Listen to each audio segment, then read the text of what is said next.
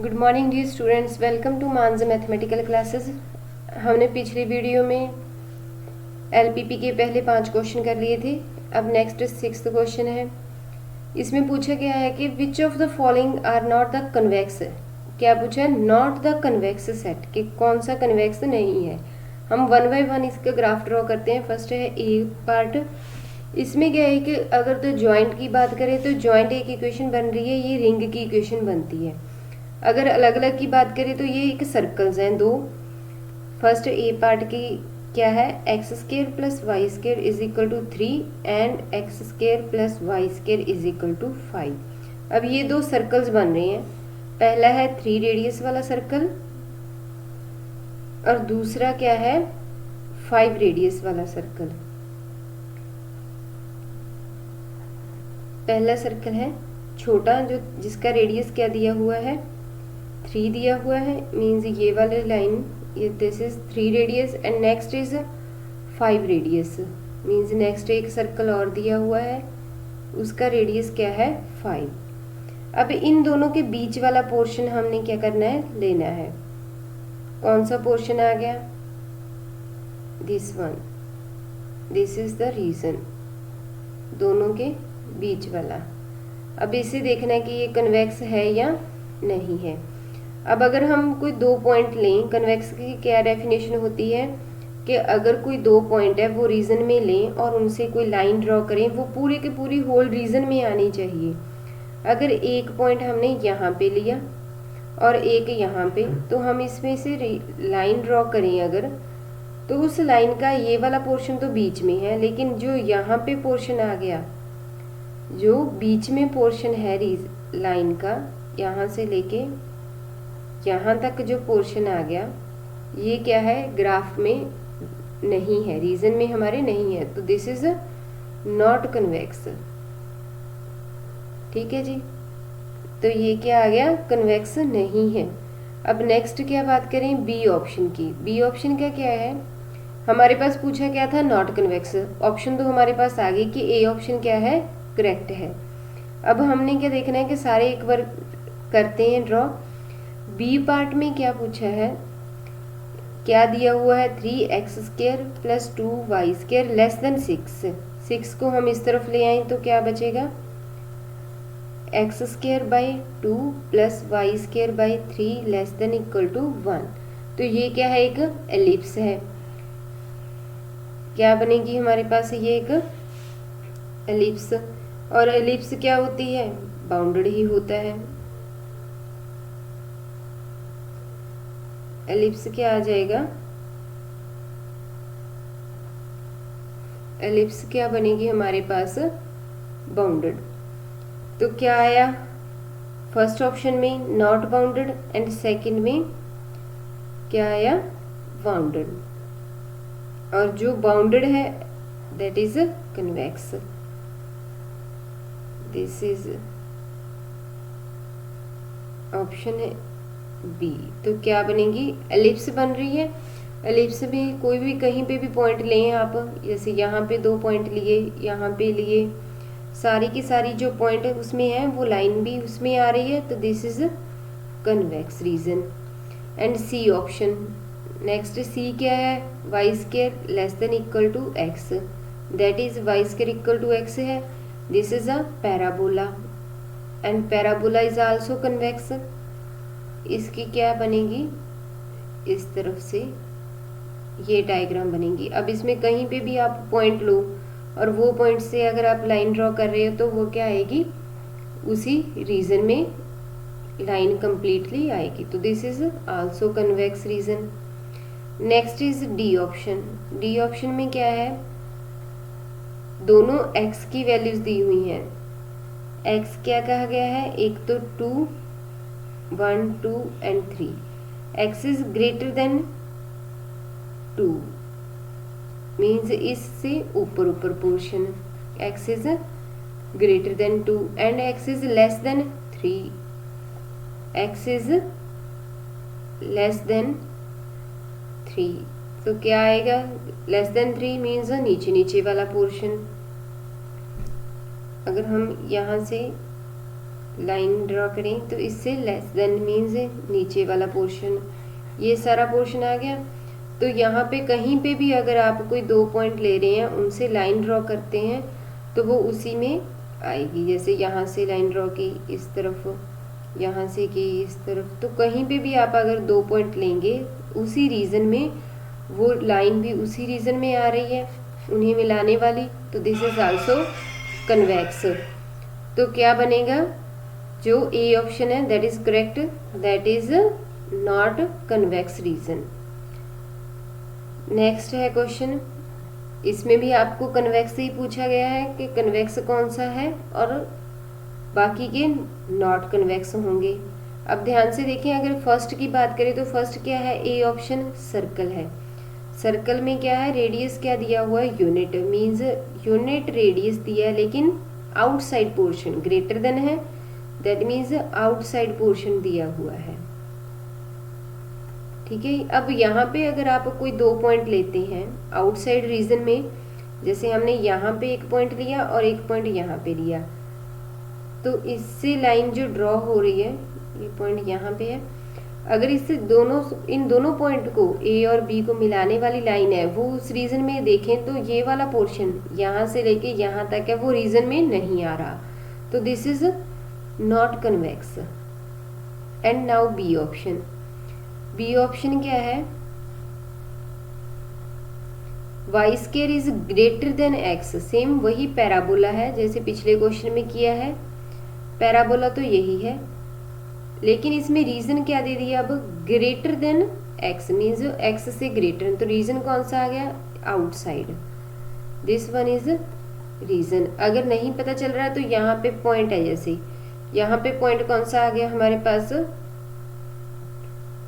-2,0, ठीक है जी, और इस तरफ पॉइंट आ गया 0,2, और इस तरफ है 0,-2, और इस तरफ पॉइंट कौन सा आ गया, +2,0। अब ये पॉइंट हम इसमें पुट करके देखते हैं, y square is greater than और इक्वल टू एक्स, इसमें कौन सा पॉइंट है, पहले 20 पुट करते हैं, 20 मीन्स 0 ग्रेटर देन और equal to 4, this is not possible, means ये रीजन में नहीं आ रहा। अब -2 और 0 पुट करते हैं, -2 और 0, यहाँ पे 0 ग्रेटर देन -2, मीन्स ये तो रीजन में आ रहा है, दैट इज रिक्वायर्ड रीजन। तो यहाँ पे जो आउटसाइड आ गया वो कौन सा आ गया, हमारा रिक्वायर्ड रीजन है। तो अगर हम इसमें कोई 2 पॉइंट लें, 1 पॉइंट हमने यहाँ पे लिया और 1 पॉइंट यहाँ पे, तो अगर इससे लाइन ड्रॉ करेंगे तो इसका लाइन का जो बीच वाला पोर्शन है, यहाँ से लेके जो बीच वाला पोर्शन आ गया, ये रीजन में नहीं है, तो this is also not convex, so not convex. Similarly next भी एक क्या है, एलिप्स। एलिप्स में भी जैसे हमारे पास सर्कल में है, जैसे ये कोई एलिप्स दी हुई है, एलिप्स में भी कौन सा लिया हुआ है हमने, ग्रेटर देन इक्वल टू है, तो आउटसाइड पोर्शन है, तो आउटसाइड में अगर हम इस तरह से लाइन ड्रॉ करेंगे तो बीच वाला पोर्शन जो लाइन का वो रीजन में नहीं आएगा, तो this is also not convex. अब लास्ट डी ऑप्शन है, उसमें क्या दी है, दोनों वाई की लाइंस दी हुई हैं, एक में क्या है y ग्रेटर देन 2 और एक में y लेस देन 4। क्या है यहाँ पे, y axis, this side x, 0 1 2 3 4, same इस तरफ 1 2 3 एंड 4। अब लाइंस कौन कौन सी आ गई, एक 2 पे एक 4 पे, y एक है 2 पे यहाँ पे और एक 4 पे। अब क्या है, y ग्रेटर देन 2 मीन्स इस साइड, और y लेस देन 4 इसी लाइन से नीचे की तरफ सारा पोर्शन। तो रिक्वायर्ड रीजन कौन सा आ गया, ये वाला हमारा सारा क्या है, रिक्वायर्ड रीजन है। अब इसमें कोई भी 2 पॉइंट लें, उससे लाइन ड्रॉ करें मिला के, तो वो रीजन में आएगी। जैसे यहाँ पे एक पॉइंट लिया और यहाँ पे, तो लाइन क्या आएगी, कंप्लीटली बीच में ही आएगी। तो दिस इज कन्वेक्स रीजन। पूछा भी हमें क्या था, कन्वेक्स, तो this is the required answer. Option D is correct. Next है जी 8th question.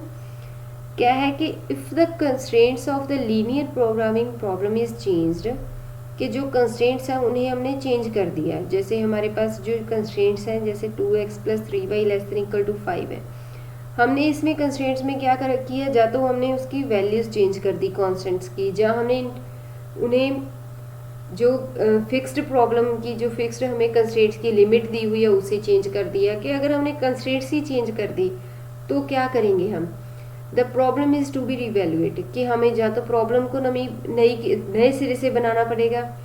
Solution is not defined. लेकिन अगर हमारे पास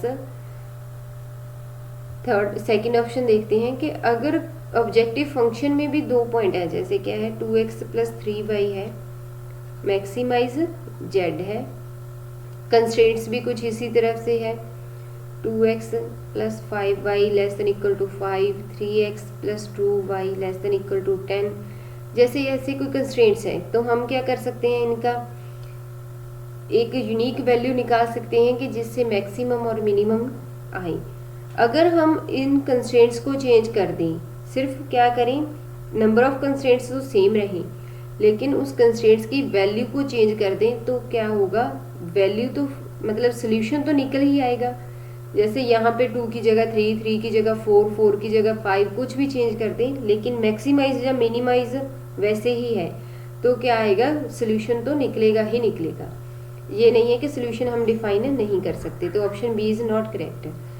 objective function has to be modified, कि ऑब्जेक्टिव फंक्शन को हमें मॉडिफाई करना पड़ेगा। जी नहीं, अगर हमारे पास ऑब्जेक्टिव फंक्शन ये है, उसकी वैल्यू तो अलग हो सकती है कि हम कंस्ट्रेंट्स को चेंज कर दें। जैसे कंस्ट्रेंट्स क्या आ गई, कोई और आ गई, जैसे हमारे पास पहले ये वाली कंस्ट्रेंट्स थी, बाद में हमने चेंज कर दिया 3x + y 5, 2x + 5y ≤ 10, जैसे ये चीज़ कर दी। तो कंस्ट्रेंट्स क्या है, चेंज होने से ऑब्जेक्टिव फंक्शन में कोई फ़र्क नहीं पड़ेगा। ऑब्जेक्टिव फंक्शन की जो वैल्यू आएगी वो मैक्सिमम और मिनिमम होगी, जो वो अलग अलग हो सकती है, लेकिन ऑब्जेक्टिव फंक्शन मॉडिफाई नहीं होगा। तो ये भी ऑप्शन गलत होगी।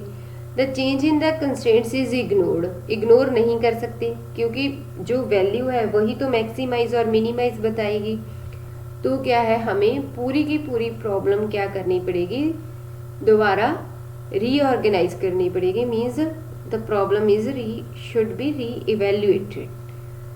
नेक्स्ट है जी 9th question. Which of the following statement is correct, इनमें से कौन सी ऑप्शन करेक्ट है। Every LPP admits an optimal solution. जी नहीं, क्योंकि हमें किया है कि हमारे पास 3 तरह के सोल्यूशन होते हैं। वो इनफाइनाइट मैनी सोल्यूशंस भी ले सकते हैं, यूनिक सोल्यूशन भी ले सकते हैं, और नो सोल्यूशन भी। मीन्स अगर कंस्ट्रेंट्स गिवन है तो वहाँ पे सोल्यूशन जरूरी नहीं है कि एग्जिस्ट करे, लेकिन यहाँ पे कह दिया कि एडमिट करेगा ही करेगा ऑप्टिमल सोल्यूशन, तो जरूरी नहीं है कि वो एडमिट करे। An LPP admits always unique solution. जी नहीं, क्योंकि इनफाइनाइट मैनी भी हो सकते हैं, नो सोल्यूशन भी हो सकता है। Third option, if an LPP has 2 optimal solution then it has the infinite many number of solutions. ये क्या है, सही ऑप्शन। मीन्स हमने किया था कि अगर कोई इस तरफ से, जैसे ये वाली लाइन है, इसमें यहाँ पे अगर 2 पॉइंट है A और B, A पे भी सोल्यूशन सेम आ रहा है और B पे भी सेम मैक्सिमाइज सोल्यूशन आ रहा है, तो ये दोनों पॉइंट हमें क्या दे रहे हैं, सेम ऑप्टिमल सोल्यूशन दे रहे हैं। तो हम क्या कहते हैं कि पूरी की पूरी जो लाइन है वो क्या देती है, सेम ऑप्टिमल वैल्यू देती है, that is infinite many solutions. हम डेफिनेशन भी ऐसे ही करते हैं कि अगर कोई लाइन है या कोई 2 पॉइंट है वो सेम वैल्यू देते हैं, तो वहाँ पे क्या होंगे, इनफाइनाइट मैनी सोल्यूशंस होंगे, और पूरी की पूरी लाइन क्या देगी, सेम वैल्यू देगी। तो ये तो बेसिक डेफिनेशन ही है, तो option C is correct. Last one is क्या दिया हुआ है, the set of all feasible values, set of all feasible solutions of the LPP is not convex। यहाँ पे क्या है, convex। यहाँ पे मिस्टेक है, क्या आएगा, कन्वेक्स। मीन्स फिजिबल सॉल्यूशंस का जो सेट है वो कभी भी एलपीपी में क्या है, कन्वेक्स नहीं आएगा। ये हमने किया है कि डेफिनेशन में कि जो फिजिबल रीजन है, सेट ऑफ फिजिबल सॉल्यूशंस और फिजिबल रीजन जो डिफाइन करते हैं वो हमेशा क्या होता है, कन्वेक्स होता है। तो ऑप्शन सी क्या है, करेक्ट। लास्ट क्वेश्चन है ये 10th। The optimal value of the objective function is attend at the points, कि जो ऑब्जेक्टिव वैल्यू निकालते हैं हम ऑब्जेक्टिव फंक्शन की, जो हमें मैक्सिमाइज और मिनिमाइज दिया होता है ax plus b y, maximize z is equal to ax plus b y. जो हमें ये ऑब्जेक्टिव फंक्शन दिया है कि ये किस पॉइंट पे, किन पॉइंट्स पे क्या है, ऑप्टिमल वैल्यू अटेन करता है, given by the intersection of the in equations with x axis only.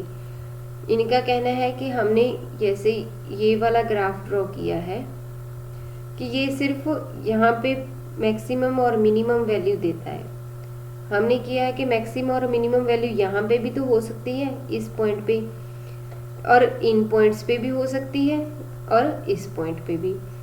Next है given by the intersection of the values with x axis only. जी नहीं, क्योंकि वाई वाले भी पॉइंट हो सकते हैं, एक्स वाले भी, और दोनों का इंटरसेक्शन पॉइंट भी हो सकता है।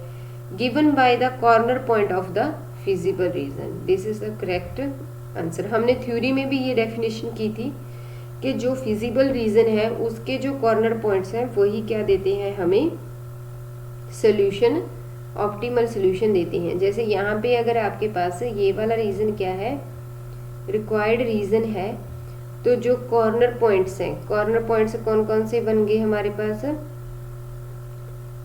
ये वाले, एक तो ये पॉइंट आ गया और एक ये, and this one and this one, these are the corner points.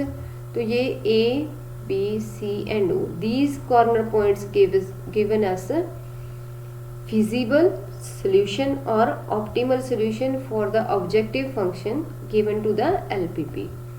तो यहाँ तक हमने 10 क्वेश्चन कर लिए हैं। आई होप आप लोगों को ये सारा समझ में आया होगा। Thank you for watching the video.